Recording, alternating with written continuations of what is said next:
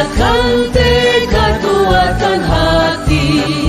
Negeri ini memanggilmu kawan. Belajar, bergerak, berbagi untuk negeri. Guru penggerak, majukan pendidikan. Guru penggerak menghamba pada murid. Kreatif, rancang pembelajaran. Hargai potensi, tingkatkan prestasi. Lahirkan profil pelajar Pancasila. Belajar, bergerak, berbagi untuk negeri. Kita menjalin kolaborasi. Belajar, bergerak, berbagi untuk negeri. Demi bakti pada Ibu Pertiwi.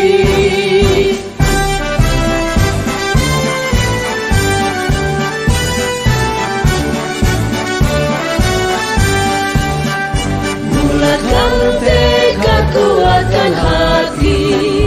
Negeri ini memanggilmu kawan. Belajar, bergerak, berbagi untuk negeri. Guru penggerak, majukan pendidikan. Guru penggerak menghamba pada murid. Kreatif, rancang pembelajaran. Assalamualaikum Bu Siami. Bu, mohon maaf mengganggu waktunya. Ya, begini Bu, jadi di modul 3.1 ini di tugas demonstrasi kontekstual, jadi CGT itu harus wawancara terkait dengan pengambilan keputusan. Jadi karena wawancaranya ke dua kepala sekolah, salah satunya yaitu kepala sekolah di sekolahnya asal, jadi ini saya minta waktu dari Bu Siami. Oke, siap Bu Maria, apa yang bisa saya bantu? Iya, jadi ada beberapa pertanyaan Bu terkait yang harus saya tanyakan terkait pengambilan keputusan. Ya, jadi yang pertama itu kan selama ini ketika Ibu mendapatkan ada suatu masalah atau kasus di sekolah itu, bagaimana Bu Siami itu bisa mengidentifikasi itu masuk di dilema etika atau di rujukan moral, itu identifikasinya itu seperti apa Bu biasanya? Oh gitu ya. Mungkin Bu Maria bisa menjaga diri, maaf mungkin saya juga tidak paham bagaimana itu yang rujukan moral itu bagaimana, yang dilema etika bagaimana, sehingga nanti saya bisa menjelaskan lebih realistis apa yang ada di sekolah. Ya. Jadi dilema etika itu misalnya ada kasus yang dimana itu sudah ada kebenaran melawan dengan kebenaran, sedangkan untuk yang rujukan moral itu ada benar dan salah. Jadi misalnya ada kasus di mana kita sudah tahu kasus itu sebenarnya kalau kita ambil keputusan ini benar, kalau ambil ini salah, kita sebenarnya sudah langsung bisa memilih itu kalau di rujukan moral. Tetapi kalau di dilema etika itu seolah-olah itu sama-sama benar. Jadi ada kasus ini kita mengambil keputusan A juga benar, keputusan B benar, tapi ada pertimbangan-pertimbangan yang kita butuhkan akhirnya untuk bisa mengambil keputusan yang tepat. Oke, terima kasih. Yang ditanyakan tadi selama ini bagaimana mengambil keputusan kebijakan. Pastinya kalau di sini setiap lembaga, mungkin nggak hanya di sini Bu Maria, pastinya sudah ada kayak apa ya, istilahnya zaman dulu itu tata tertib atau hal-hal yang kita anggap itu baik di sini dan kita yakini itu baik sebagai sebuah etika. Kalau bahasa Jawanya itu tindak tanduk ya.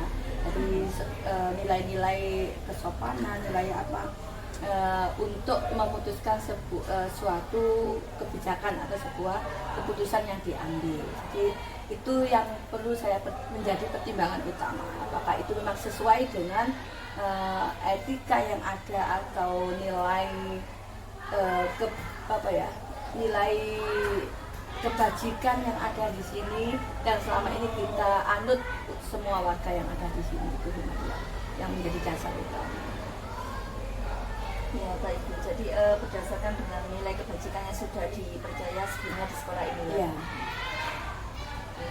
Kemudian bagaimana kira-kira Ibu bisa menjalankan pengambilan keputusan itu, terutama yang kasus-kasus yang difokus ke dilema etika? Oke, Kalau di dilema etika sama-sama benar ya. Mungkin ada kasus tertentu mungkin. Iya. Kalau di agama kita tuh ada istilahnya itu memilih sesuatu itu benar melawan benar. Pasti ya, kata ustadz-ustadz itu pasti di antara benar-benar itu pasti ada yang terbenar. Nah, itulah yang menjadi terbenar itu menurut siapa lah. Pastinya itu kembali ke poin 1. Dengan beberapa pertimbangan etika yang berlaku di lingkungan sini, karena belum tentu yang di antara dua benar-benar tadi yang terbenar itu belum tentu terbenar juga mungkin di tempat lain. Nah, itulah yang menjadi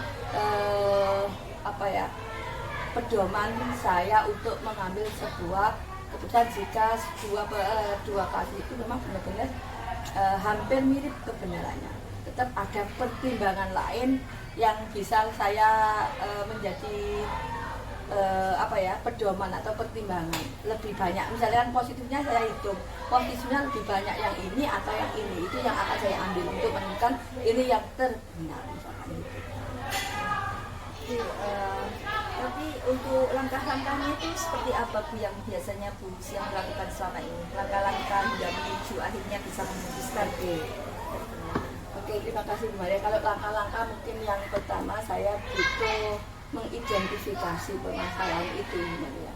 Jadi di antara dua permasalahan itu saya harus mengidentifikasinya untuk akhirnya nanti saya tahu mana yang nilai positifnya lebih besar. Setelah mengidentifikasi mungkin saya membutuhkan informasi dari hasil identifikasi saya dari beberapa orang yang mungkin ada kaitannya dengan permasalahan tersebut. Jadi mungkin guru atau bahkan siswa atau orang sekitar yang bisa mendukung atas identifikasi permasalahan yang sudah saya lakukan. Setelah ada informasi-informasi yang saya dapatkan, mungkin saya akan melakukan sebuah keputusan itu dari identifikasi dan informasi yang saya dapatkan, mana yang memang kompetensi itu yang harus lebih baik saya ambil. Jadi melalui identifikasi terlebih dahulu. Tapi pasti ada beberapa hal, tapi yang bisa paling anggap paling efektif untuk mengambil keputusan di kasus dilema etika itu yang langkah yang atau hal-hal khusus yang mungkin paling efektif menurut Bu Siami. Informasi, bahaya itu narasumber ya, dari informasi. Kalau kita membuat sebuah berita itu kan paling benar itu kan langsung ke pelaku sejarah, misalnya ke narasumbernya, jadi yang bersangkutan. Kalau memang itu jadi orang, atau kalau dari sebuah permasalahan kegiatan mungkin orang yang bertanggung jawab terhadap itu lah secara langsung, karena mungkin informasinya lebih akurat seperti itu. Sehingga saya juga mengambilnya biar tidak otoriter atas kebijakan saya secara pribadi. Adakah tantangan-tantangan tertentu yang ketika Bu Siami itu mau mengambil suatu keputusan ternyata ada tantangan atau hambatan berupa beberapa ya pasti ada pasti ya, namanya tantangan ya. Tantangannya bentuknya ya, mungkin ada penolakan dari ya. Pasti ada, namanya pemikiran orang yang satu dengan orang yang lain kan pasti berbeda, dan mungkin berbeda itu juga tidak salah karena setiap orang punya alasan. Cuma karena yang saya ambil tadi mungkin tantangannya ya pastilah dengan perbedaan pendapat tadi, sehingga orang mungkin kurang sepakat atau kurang bisa menerima apa yang menjadi kebijakan atau keputusan saya. Terus pastinya saya juga tidak menutup mata ya dengan tantangan itu, atau dengan apapun permasalahan tantangan itu yang menjadi berat itu untuk kami selesaikan, tapi bukan untuk terus menjadi permasalahan baru pastinya. Jadi tetap saya akan memegang keyakinan yang sudah ada sebagai dasar untuk melakukan diskusi dengan beberapa orang mungkin yang menyebabkan tantangan itu ada. Ya. Tapi ketika dalam menyelesaikan atau dalam pengambilan keputusan itu, Bu Siami apakah harus ada jadwal khusus ataukah saat itu langsung diselesaikan di tempat, ataukah mungkin ada prosedur yang seperti apa mungkin ketika dalam pengambilan keputusan itu? Terima kasih Bu Maria, pastinya banyak sekali permasalahan itu juga melihat jenisnya Bu Maria. Ada yang memang kalau permasalahan itu muncul secara tiba-tiba tidak mungkin kita akan menjadwalkan. Mungkin bisa kita segera menyelesaikan.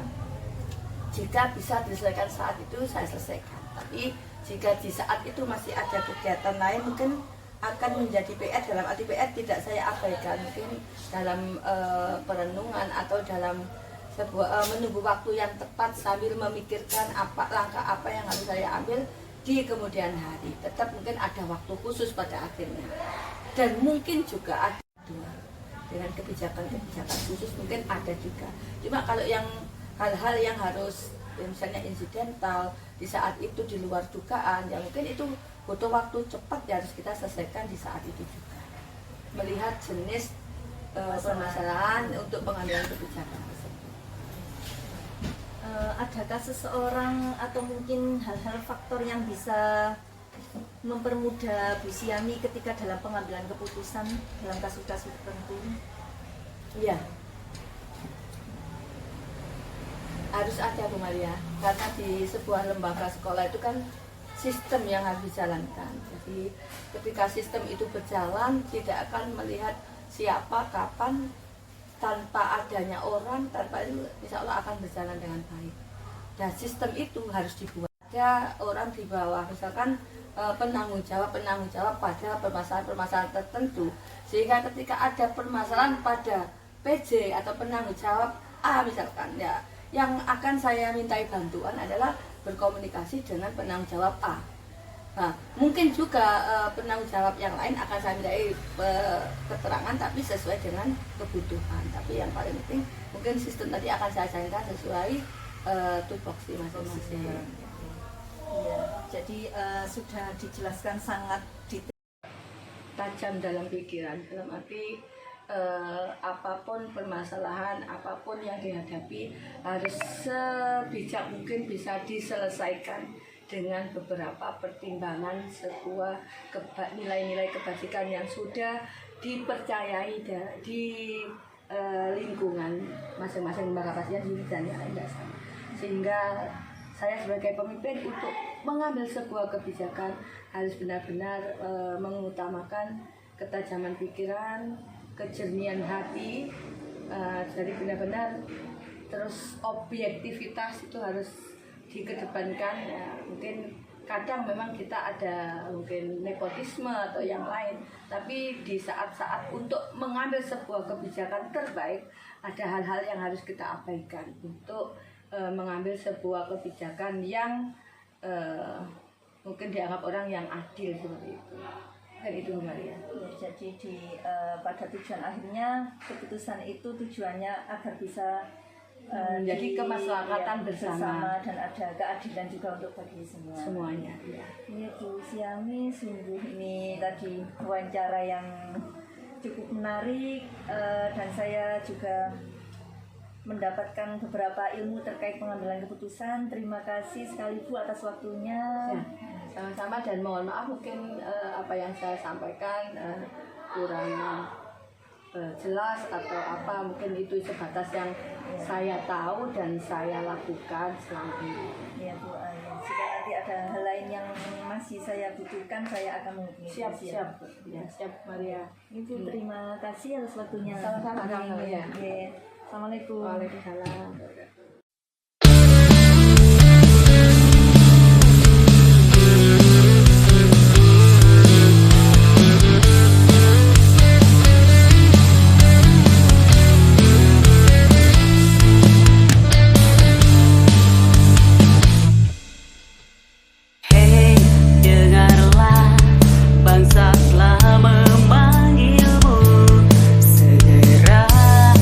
Wujudkan kreasi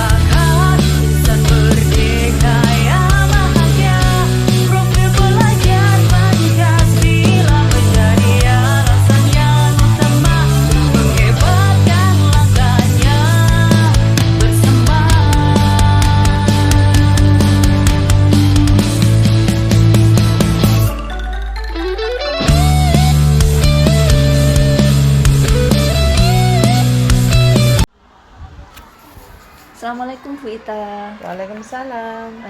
Iya Bu, mohon maaf nggih sebelumnya saya mengganggu waktu Ibu. Ya, enggak apa-apa, monggo. Iya, alhamdulillah kita satu yayasan ya Bu, jadi untuk bertemunya ini bisa Yes. lebih mudah. Gampang. Iya betul. Nggih, Ibu sehat? Alhamdulillah, luar Nggih. biasa. Begini Bu, jadi ini kan saya ada tugas di calon guru penggerak, saya angkatan 10 Ya. ini ada tugas demonstrasi kontekstual, itu harus wawancara di kepala sekolah. sekolah. Iya, terkait hal-hal atau kasus yang merupakan dilema ITK atau bujukan moral seperti itu. Nih. Jadi kalau di dilema etika itu antara benar dan benar, kalau di bujukan moral itu benar dan salah. Nih. Bisa kita mulai Bu? Ya, monggo silakan. Nih. Jadi yang pertama ini Bu, saya ingin menanyakan terkait selama ini tuh bagaimana Bu mengidentifikasi kasus-kasus yang merupakan dilema etika atau bujukan moral. Gini, kita menjadi seorang pemimpin atau kepala sekolah pastinya akan dihadapi dengan berbagai permasalahan yang sulit diputuskan. Namun, kita harus mengambil keputusan dengan cepat dan tepat. Meskipun begitu, kita tidak bisa langsung memutuskan sesuatu tanpa mengidentifikasi masalah dan harus mendengarkan berbagai masukan-masukan yang ada di sekitar kita. Gitu. Oh ya, jadi Ibu harus ini ya, ada masukan-masukan begitu ya. Ya. Oke, terus bagaimana Bu cara menjalankan pengambilan keputusan di TK ini Bu? Terutama misalnya ada kasus-kasus di mana ada dua kepentingan yang sama-sama benar atau sama-sama mengandung nilai kebajikan. Nah, gini, kita harus melihat situasi dan kondisi dari berbagai sisi. Biasanya ibu meminta masukan kepada wali kelas atau guru kelas di TK atau kepala sekolah serta berkomunikasi dengan pihak yayasan. Setelah mendengarkan berbagai masukan, baru saya akan mengambil hal yang terbaik untuk suatu keputusan. Ya, meskipun tidak mungkin kita dapat memuaskan semua pihak apabila dihadapkan dengan dua kepentingan dan sama-sama benar, saya akan mengambil keputusan sesuai dengan aturan dan biasanya disepakati dalam forum rapat gitu.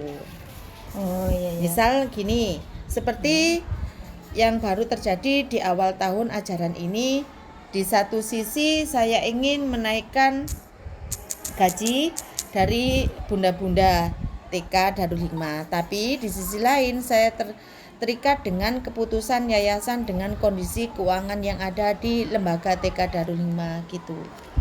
Oh iya. Lah langkah-langkah yang akan diambil itu seperti apa biasanya Bu selama ini? Yang pertama, saya akan mencoba memahami kasus yang terjadi, kemudian berkoordinasi dengan yayasan untuk mendapat masukan. Lalu mengadakan rapat bersama dewan guru atau intern guru. Dengan begitu, keputusan diambil dengan catatan dilaksanakan dengan penuh tanggung jawab setelah suatu hal disepakati bersama antara ibu guru sama kepala sekolah ataupun sama yayasan. Iya, baik Bu. Berarti memang harus melalui rapat dulu ya Bu, biar ada kesepakatan seperti Iya, itu. betul. Iya.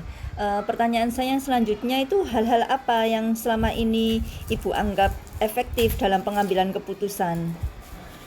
Gini, kalau saya mengambil keputusan untuk efektif apabila dilakukan dengan melihat terlebih dahulu objek permasalahan di lapangan. Saya berkomunikasi dengan tim manajemen sekolah atau yayasan, didengar pendapatnya supaya ada keputusan bersama. Tetapi pada dasarnya hal yang saya anggap efektif adalah apabila apa yang ibu inginkan dan yang diinginkan dewan guru bisa satu suara dan sejalan. Gitu. Oh, iya, memang tujuannya untuk kepentingan bersama. Ya. Iya. Lalu hal-hal apa saja yang selama ini yang merupakan sebagai tantangan dalam pengambilan keputusan di kasus-kasus yang Ibu alami di dilema etika seperti itu? Gini, tantangannya yang dihadapi dalam pengambilan keputusan, apabila kurang bisa diterimanya, tentu saja kita harus bisa meyakinkan kepada orang-orang yang terlibat dengan keputusan kita, gitu. Seperti permasalahan yang saya katakan tadi, sebetulnya yang paling menantang itu untuk tenaga pendidik atau dewan guru dan kependidikan. Saya tidak berbicara yang lain, tapi masalah kesejahteraan. Sampai saat ini buruh sudah sesuai UMR, namun guru dan karyawan di sekolah masih jauh di bawah UMR. Bagaimana ujung tombak pendidikan itu? Para guru, bagaimana ini guru yang honorer belum sejahtera. Ini permasalahannya, bagaimana agar guru honorer bisa paling tidak setara dengan UMR. Ini tantangan bagi kepala sekolah, karena kalau honorer itu di bawah standar gitu. Iya, tapi memang sebagai pendidik kita sangat berperan penting ya Bu. Ya, berjuang. Iya. Nggih, kemudian apakah Bu Ita memiliki sebuah jadwal tertentu mungkin dalam sebuah penyelesaian kasus dilema etika, atau mungkin langsung menyelesaikan di tempat, atau ada jadwal menyelesaikannya, atau mungkin bentuk-bentuk prosedurnya itu yang seperti apa Bu? Saya rasa tidak ada jadwal tertentu. Yang penting bisa terselesaikan dengan baik. Seperti yang tadi saya sampaikan, ambil risiko terkecil. Tidak ada jadwal tertentu. Pokoknya buat saya segala hal harus tuntas dan kalau bisa diselesaikan secepatnya. Meskipun begitu, tergantung dari ringan dan beratnya suatu kasus permasalahan gitu. Kemudian adakah seseorang atau faktor mungkin yang selama ini mempermudah atau bisa membantu Bu Ita dalam pengambilan keputusan dalam kasus-kasus dilema etika? Tentu saja dukungan keluarga dan tim di sekolah yang senantiasa mendukung dalam setiap pengambilan keputusan terkait penyelesaian kasus-kasus yang ada di sekolah, serta bantuan dari berbagai pihak yang telah membantu kami seperti yayasan.